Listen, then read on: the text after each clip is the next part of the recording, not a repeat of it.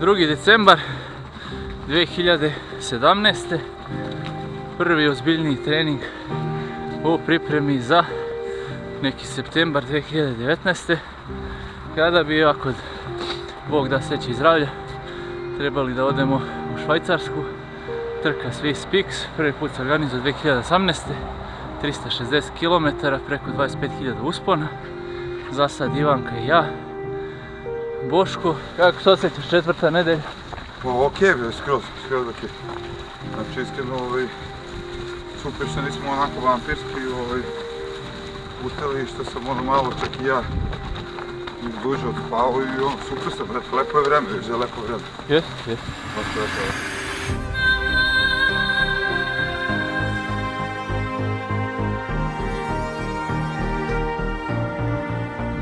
Imao sam jedan, moram sad ispričati dok se ne smrznete, jedan san zanimljiv gdje neki provalnik ulazi kroz prozor, ja ga uhvatim, on mi kaže ništa nećeš dobiti time, ja sam razmišljao da ga udarim i ja ga pustim i njega pokupe još 4 neka onako delovi su baš bandita u kolima i tu u susjednoj sobi spava brat koji se budi i ja mu pričam to i on kao pa da, ja sam pre neki dan isterao nekog lopova i on mi na to kaže pa lopovi tome služe.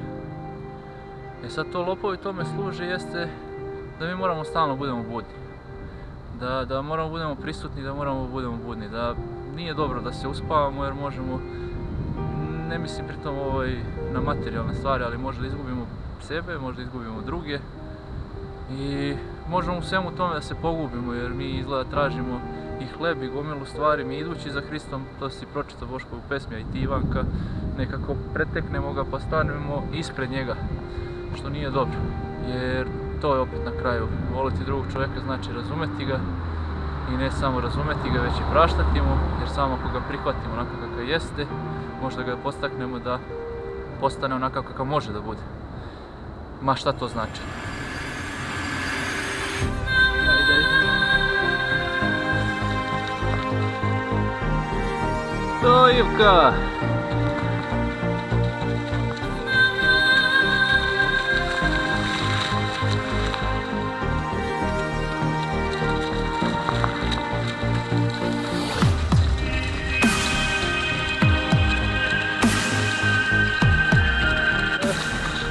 Kad ustaneš ovako, subota je prepodne, ti ne radiš, ali ustaneš, vidiš ovakav dan i šta te ne zadrži u krevetu?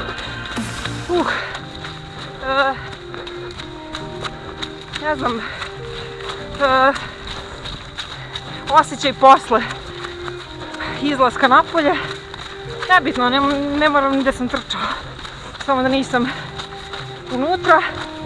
Ja se inače radujem snegu, pa makar i ovako u blatu.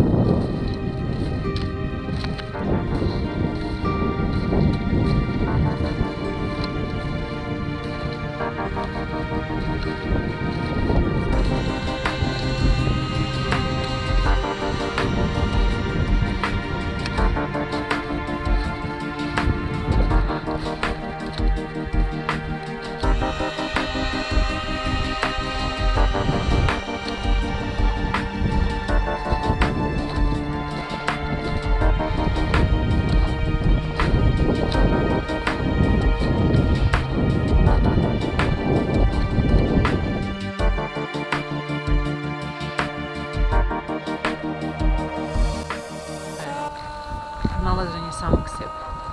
Pa hladno je ovdje gdje se pronalazi. Pa nije to najmanje, to je najmanji problem. Najveći problem negdje dole, ispod planine. Ovo je cilj, mislim, mislim, cilj mi je ovo sad. Nisam ni napred ni nazad, nego sam ovdje. I nekako cilj mi je samo po sebi ovo što radimo, nemam pojma. Sad ako završit ću trku ili neću, završit ću je sigurno pre 30. godine, vjerovatno i ovo ako sve bude kako treba nastavilo, linearno nekako. Ali cilj je upravo ovo. Mislim, mi smo već pobedili, samo što smo došli ovdje nekako.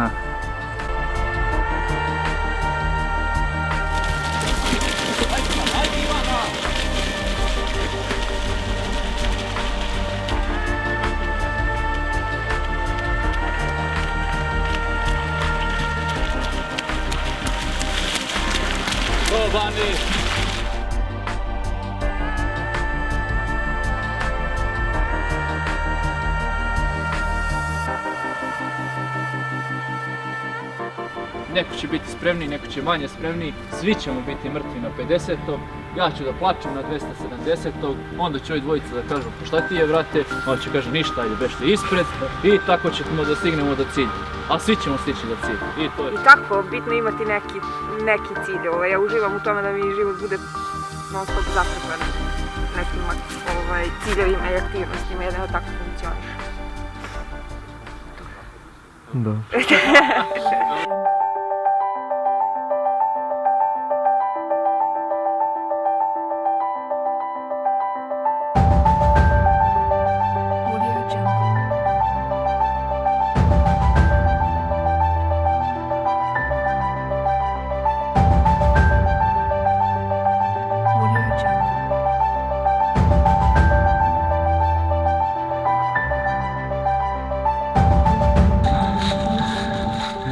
Za bilo šta, bitan je kontinuitet. Ovo ostalo, da li neko radi više, neko radi manje, na kraju oni ostanu koji rade najduže nešto.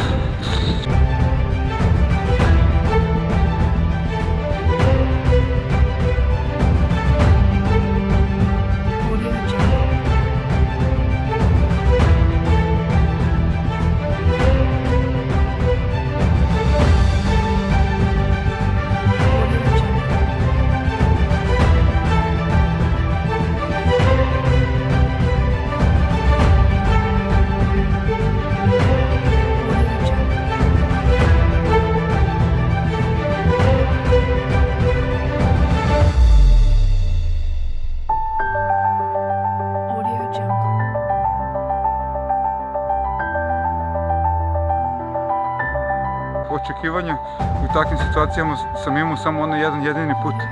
Kad smo išli na Frušku goru, tad više nemam nikakve očekivanja. Samo imam nadanje da ću preživim. No, još uvijek nemamo nikakvu ni pomoć. Mislim, sponzora nikad nećemo ni imati, zato što niko ne može da vidi interes u ovome. Što je, ajde, donekle logično, ali nastavit ćemo da probamo da tragamo za nekim vidom ili donacija ili bilo čega. Kako bismo ovo izgurali.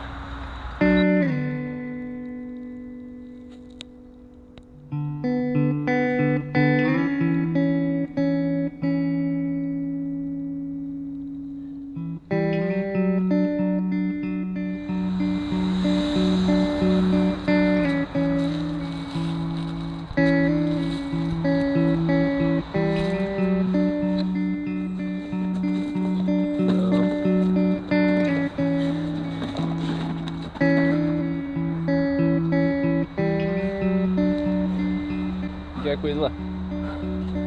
Teško. Što? Pa, nisam u formi. Što? Nisam trenirao. To će treniraš? Pa hoću, samo imam problem. Zato što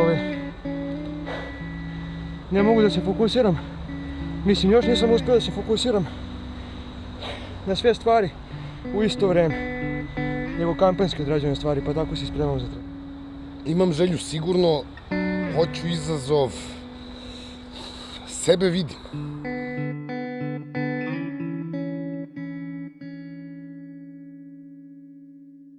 Sada krenemo da bi bio spreman.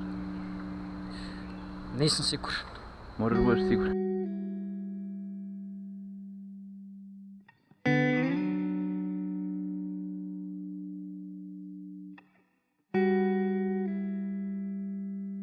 Jesi ti spreman za Švajcarsku? Jesam.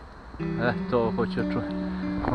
Jer prošli put, ko što se sjećaš, pitao sam te sada treba da krenemo, jel bi bio spreman? Rekao si da nisi siguran. Mora da budemo sigurni. To i Škabo zna, znači sada se krene, da nas potera nešto, ne daj Bože. Sa sve Nemanjom na leđima, ja vjerujem da bi prešao tih 360 km da treba. A ovo nije nužno, ali je lepo. Lepo je što će da se i rađaju nova deca, lepo je što se mi rađamo novi svaki put kad završimo nešto fino. Mislim da će to biti fino, mislim da možemo mi da odemo na to. Sad, šta će to dalje doneti, to je opet pitanje. Ali dobro je da smo tu. Dobro je da su svi tu. Evo, Jaljoša danas idu na pregled, Milena i on. Mislim da će to biti fino. Tako da do decembra bit ćemo bogatiji za jednog člana. Ako Bog da. Tako da to je jedna velika pobjeda za sve nas. Kad se to završi, kad se prođe, duše ja sad negdje valjda to kao iskustvo imam, ja taj osjećaj imam i tokom trke, pošto ne pridajem značaj nekim ni bolovima ni ničemu, pa taj da vidiš, recimo to mi je bilo najzanimljivije jer mi je onako posle Mont Blanca imalo gomila nekih stvari da se vidi okolo. Znači ti vidiš balon i nemaš mišljenja o balonu. Vidiš čovjeka kako leti i nemaš mišljenja o njemu, nikakvo. Nego jednostavno gledaš i negdje ja mislim, ne znam, ne mogu da se setim kako to izgleda, kada si jako mali, pošto nemamo ta sećanja. Recimo volio bi sad, mislim da Teodor, moj bratanac koji ima manje od 2 godine, on jednostavno vidi nešto i nema mišljenja o tom. Nema sad ova kuća je velika ili ove kuće ne znam malo ili ono laje ili ne laje, on jednostavno vidi i tome se oduševi. I mislim da taj osjećaj iskrene dečije iznenađenosti i radosti i ne upitanosti, nego onako da pokušaš da sagledaš nešto o čemu nemaš u tom trenutku. Mišljenje je nevjerojatan osjećaj i to je nešto što mene raduje, taj osjećaj neke praznine koju treba popuniti nekim novim stvarima. Ali to nije neka praznina sad da si ti utučen, da nemaš energije i ništa, nego jednostavno, kažem, gledam balon, to je čovjeka kako leti i nemam mišljenje sad da li je tu čovjek, da li nije čovjek, jednostavno mi je lepo što gledam njega. Gledam, ne znam, dete neko kako trči, isto nemam mišljenje. Jedem kolač, doduše što imam osjećaj da je lep kolač, ali nemam neko pretjerano mišljenje, sad će to ovako ili onako. Mislim da je to onako negdje ispravno jer opet mnogo mi razmišljamo i o nekim fazama, ovo sad što Ivka kaže, to moramo, ljudska smo bića i moramo da mislimo kad je prvi, kad je 15, kad je ovo, da li si uradio, da li nisi, ali zaboravimo da budemo povremeno i deca i to je veliki problem. Ljudi kao deca, sve je novo. I sve je interesantno i istražuju sami po prirodi. Ja nisam vidio nezainteresovano dete. Stvarno, znači da pustiš ga samo, da ga ne ograničaš, nisam stvarno vidio da dete kao će samo da stoji nešto i kao da bude tu. A zato nam treba i drugi, ne možemo sami, ne možemo, mnogo nekih faktora. Evo piše mi dole neki dečko, pre neki dan, kako zove Nikola, on je dole na Kosovu, gdje je beš Prizren. I kao tenzija, očekuje se ono, ne znam što ti ljudi rade to. Mislim, ne on konkretno čovjek, nego zašto njima to radi. Znaš, dečko je taman se malo opasuljio, imaju neke probleme, sad da ne izlažem ovako porodične i ovo i ono. Krenuo se trči, skreće.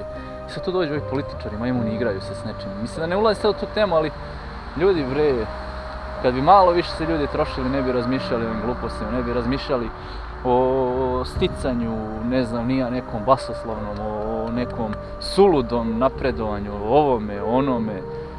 Skoro sam baš pričao sa nekim prijateljima i sad kao, ne znam, oni tu, ne znam, mene nešto kao ti, kao ne veruješ u smrt, ovo, ono, pa dobro, i sad oni su tu zabrinuti, upitani, ovo, ono.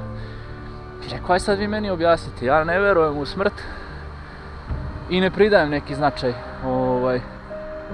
ni to materijalno, ne pridaju ni oni pretjerano, ali stalno je mora ovo, mora ono. Rekao, ako vi verujete u smrt, zašto skupljate? Ne razumijem, zašto hrliš toliko ako veruješ u tu smrt? Ako veruješ da ćeš jednog dana satruliti.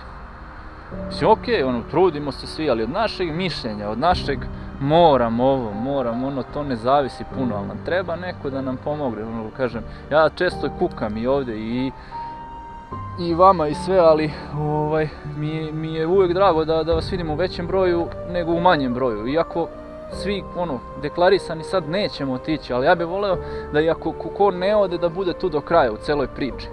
Razumeš, ima tu gomila stvari, ako nešto budiš šofer, otkud znam, nemam pojma, nešto, to i kad za tebe ne važi.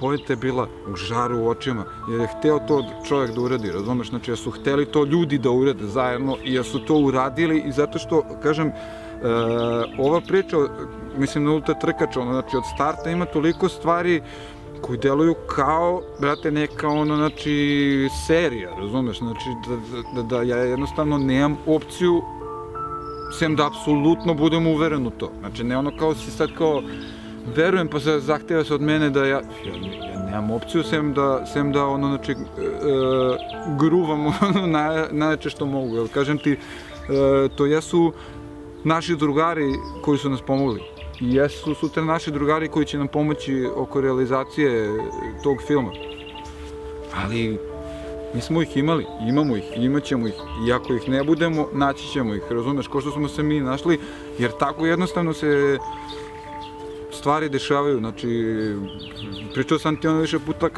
kako sam se ja uopšte našao na kraju cele balade na startu Tora posle svega ovoga o čemu smo pričali, znači, jednostavno tako